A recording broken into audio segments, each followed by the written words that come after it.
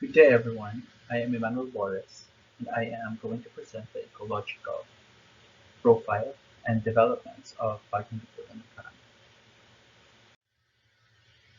Where the site founded. The site is located in Quezon City, which is among the busiest and most populated city in the Philippines. It has progressed to becoming one of the wealthiest and fast-growing cities in the country. However, not all sections of Quezon City serve the same purpose and did not develop as fast as the other.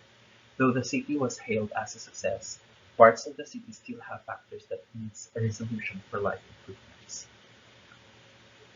The selected site, which is the Bagong Lipunan ng Krami, lies at the bottommost part of the Quezon City. It consists mostly of residential developments and a few of both government and non-government institutions. The barangay is fairly performing with several issues to improve the quality of life within the communities. By some means, it failed to provide a sense of community.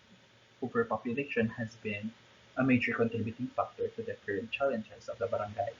Most of the area were occupied, leaving less room for green spaces and other recreational establishments. Now let's move along to the ecological profile of the barangay. First, we have the biodiversity. Bagong Lipunan ng Krami and Quezon City is almost occupied with residential, commercial, institutional buildings. It has a limited space for varieties of plants to grow and wild animals to roam around.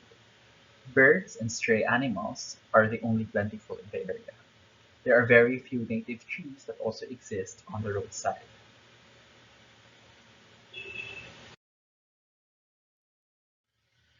Soil condition. Based on the survey by the Bureau of Soil and Water Management, most of the Quezon City soil type is Novaliches loam series, commonly known as adobe.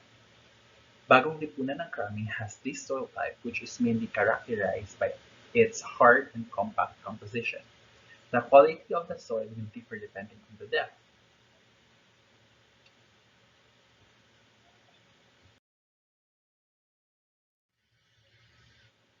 The energy flow. Power supply of Bagong Lipunan ng Krami is being delivered by Meralco. Since the barangay is extensively used for residential building, it acquires the most percentage of energy consumption.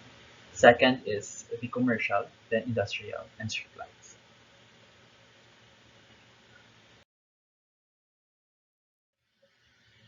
Water supply. Metropolitan Water Works and Sewerage System facilitates the water distribution in the entire Quezon City through its private distribution concessionaires, Maynilad Water Services, and Manila Water Company. The city was divided into halves. The west half is managed by Maynilad, while the east, where Bagong Lipunan na Krami is served by Manila Waters.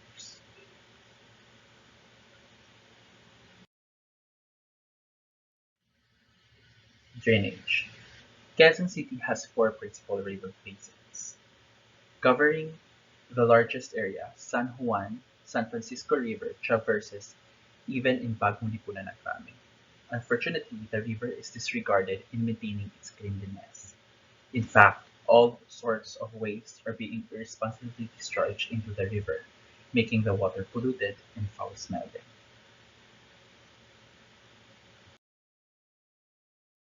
The barangay has a higher elevation compared to the cities around it. However, it still experiences flooding during heavy rainfall. This is due to the backflow flooding from the Pasig River when this river system is flushed with a great amount of water. Another factor that causes flooding is flash flooding due to drainage system failure. This happens when there are not enough drop inlets or the drainage pipes are clogged or silted. As part of the highly urbanized city, Bagong Lipunan ng Krami has no agricultural area to supply food demands and only source it from nearby provinces. Private markets have decreased since the establishment of big supermarkets and grocery stores which were preferred by the people due to the better grocery experience. Bagong Lipunan does not have a major supermarket.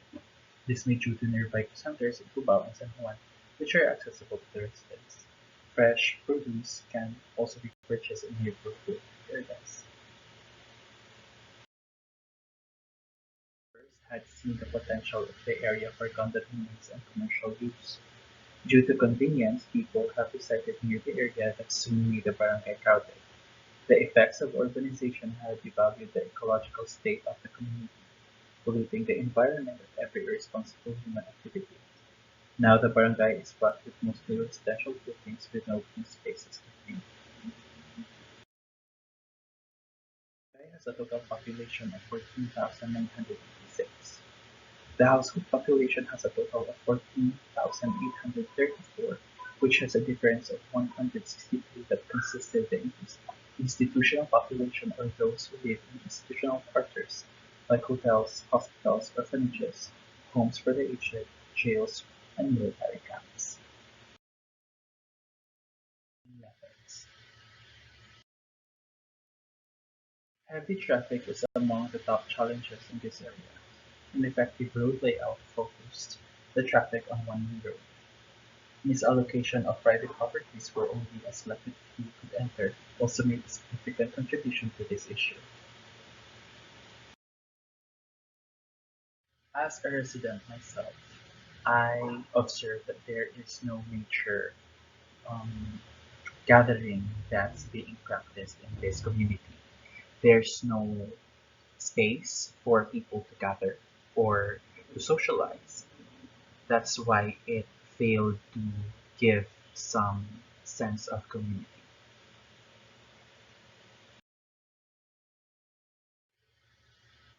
Economy. As one could observe, residential buildings like condominiums, apartments, small businesses were all located along Serrano Avenue. That's because of the adjacency to the main road, to the public, and the convenience of the people to access the facilities. Outside of these facilities were the residential districts, villages, um, and other housing districts because it's um,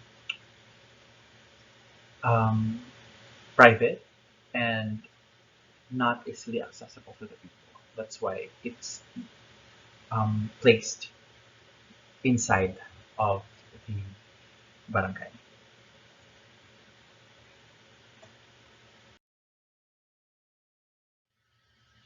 Green spaces. As I have mentioned, this was overlooked by the urban planner because there is no urban or green spaces that you can find in the barangay. There's no place for gathering. There is no um, parks where people could hang out or stay or spend their time in. And I think that's something that needs to be introduced in this community since it is highly populated.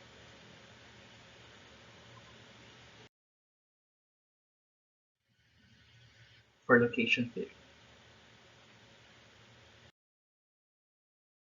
where the barangay is located, it does not need another center of its own. Rather, supplement the existing CBD in Cubao with residential, institutional, and small commercial areas. The area is a best spot for multi-story residential buildings such as condominiums along with middle-income residential districts and mixed-use establishments where commercial and businesses are accommodated.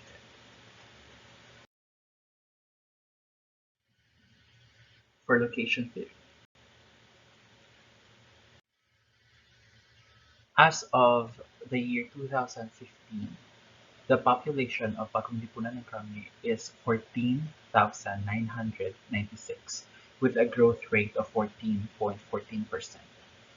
For population growth solution, the growth rate will be multiplied to the population and that will give us 2,120 and the product of which will be added to the current population which is 14,996 plus 2,120 and that will give us 17,116. A casuistic scale for small Poldeispa, which has a population range of 5,000 to 3,000 people. For Bagong Lipunan ng Krame, which has 17,116, this gives us that the barangay is within the range. That would be all. Thank you so much.